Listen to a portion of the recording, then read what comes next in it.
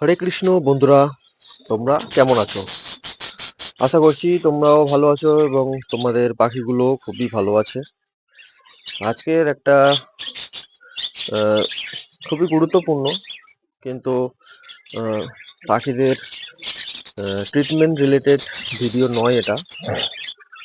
তো এই ভিডিওটা হচ্ছে কি, আহ, একজন আমার কাছে জানতে চেয়েছিল যে এই মুহূর্তে কোন কোন পাখি পুষলে লাইসেন্স করতে হয় বা কোন পাখি ব্রিডিং করালে লাইসেন্স করতে হয় এই সংক্রান্ত। তো যাই হোক,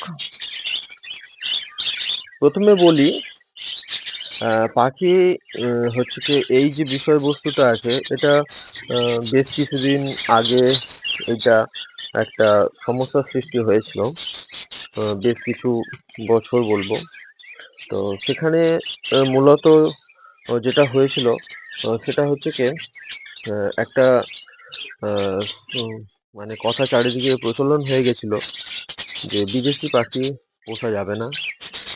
যদিও বা পুষতে হয়, তার জন্য লাইসেন্স করতে হবে, আহ, বেশ কিছু টাকা দিতে হবে।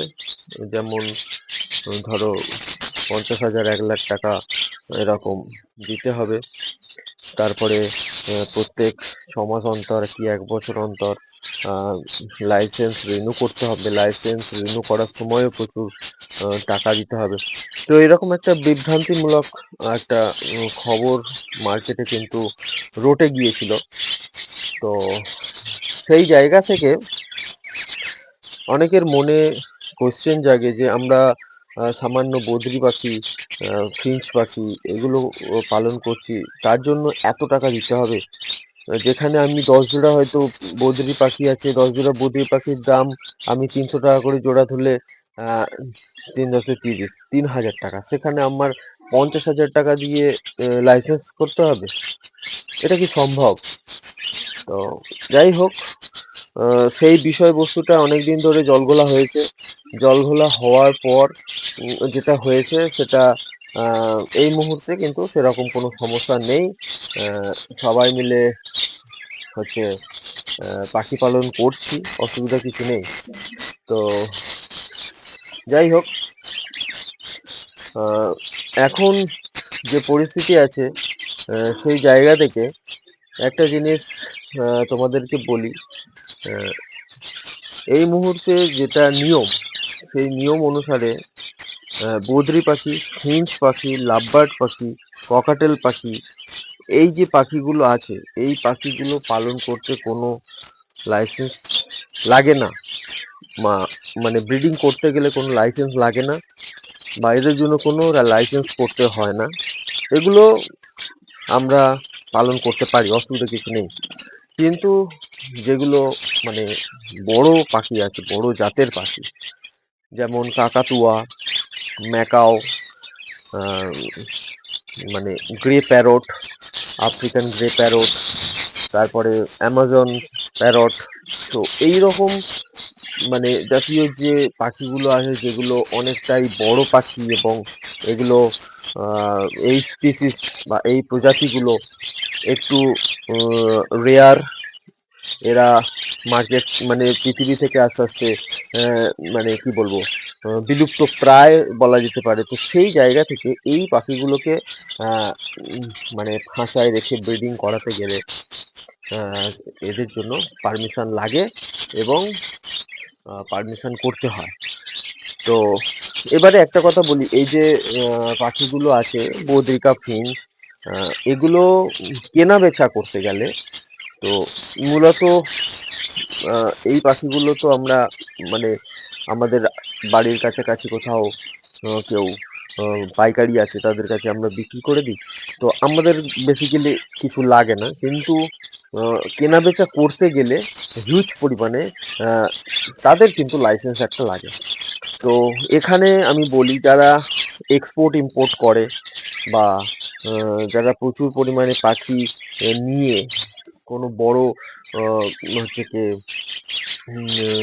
পাখি ব্যবসায়ীর কাছে যারা এক্সপোর্ট করে বিক্রি করে, তো তাদের কাছে কিন্তু লাইসেন্স আছে বা লাইসেন্স লাগে, তাদেরই লাগে, আমাদের কিন্তু লাগে না। তো তাই জন্য বলবো, এইটা নিয়ে চিন্তিত হওয়ার কিছু নেই, এইটা নিয়ে চিন্তার কিছু নেই। যারা এরকম ছোট পাখি পালন করছো, বদ্রি, ফিঞ্চ, ককাট ইয়ে কাকা কি বলে ককাটেল, লাভ বার্ড, ঠিক আছে? তো তাদের কোনো অসুবিধা নেই, তারা এরকমভাবে পাখি পালন করতে পারো, কোনো অসুবিধা হবে না। আর যারা ওই রকম ধরনের বড় পাখি যাদের আছে, তাদের কিন্তু লাইসেন্স করতে হবে। কেউ হয়তো শখের কারণে, পুরোপুরি শখ মেটানোর জন্য হয়তো বাড়িতে একটা পাখি কি একজোড়া পাখি রেখে দিয়েছো, তো তাদেরকেও বলবো অবশ্যই তারা লাইসেন্স করো। আশা করি তাদের কাছে লাইসেন্স আছে, যদি না থাকে তারা কিন্তু লাইসেন্স করতে হবে। না তো যদি কেউ কমপ্লেন জানিয়ে দেয়, বা নিজেরা থেকে যদি কেউ মানে কোনো বন দপ্তরের আধিকারিক বা পুলিশ এসে যদি দেখে, তাহলে কিন্তু সমস্যা হতে পারে। তো এক্ষেত্রে একটা কথা বলি, অনেক হয়তো বলতে পারে যে মানে আমাদের যে টিয়া পাখি, দেশীয় যে টিয়া পাখি, শালিক পাখি, এগুলো কিন্তু পুষতে গেলে লাইসেন্স লাগে, বা এগুলো লাইসেন্স লাগে ছেড়ে এগুলো কিন্তু পোষা যায় না। যেহেতু ভারতীয় পাখি, এই ভারতীয় পাখি বাড়িতে ধরে রেখে, খাঁচায় ধরে রেখে পোষায় কিন্তু নিয়ম নেই, আইনত অপরাধ। তো সেক্ষেত্রে আমরা হয়তো অনেকে দেখি বাড়িতে একটা শালিক পাখি, একটা টিয়া পাখি রেখে দিয়েছে, পালন করছে। তো সেক্ষেত্রে দেখো, একটা কথা বলি, বেসিক্যালি এগুলো নিয়ম বিরুদ্ধ হলে কি হবে, হয়তো কেউ কিছু বলে না, কেউ কিছু করে না।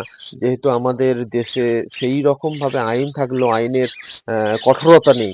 তো আমি ব্যক্তিগতভাবে বলবো, আমাদের দেশীয় যে পাখিগুলো আছে সেগুলো ওরকম খাঁচায় পালন করা না করাটাই ভালো। কারণ দেখো, আমরা হয়তো পাখি পুষছি ভালো লাগছে বলে একটা খাঁচায় একটা টিয়া পাখি রেখে দিয়েছি, একটি শালিক পাখি রেখে দিয়েছি, বা অন্য অন্য কোনো পাখি রেখে দিয়েছি। তো এরকমভাবে 10 জন যদি একটা একটা করে পাখি রেখে দেয়, তারা কিন্তু পরিবেশে কোনো ব্রিডিং করতে পারছে না, ঠিক আছে? আর ব্রিডিং না করলে তাদের প্রজাতিটা বাড়বে কোথা দিয়ে? এমনিতে এখন নানান রকমের সমস্যা, পরিবেশগত সমস্যা, খাবার সমস্যা, বাসস্থানের সমস্যা, পাখিদের ক্ষেত্রে এমনি পাখি কমে যাচ্ছে। তো সেক্ষেত্রে আমরা যদি এরকমভাবে একটা একটা করে পাখি রেখে দিই, তাহলে সমস্যাটা তো আরও বাড়বে। তো সেক্ষেত্রে আমি ব্যক্তিগতভাবে বলবো, এগুলো না করাই ভালো, এগুলো না করাই ভালো। কিন্তু এগুলো আছে থাকলে কিন্তু কোনো সমস্যা হয় না। তো সেই রকমই এই বদ্রি, ফিঞ্চ এগুলো করতে গেলেও কিন্তু কোনো সমস্যা হবে না, তোমরা নির্দ্বিধায় করতে পারবে, কোনো রকম কোনো সমস্যার মধ্যে কিন্তু তোমরা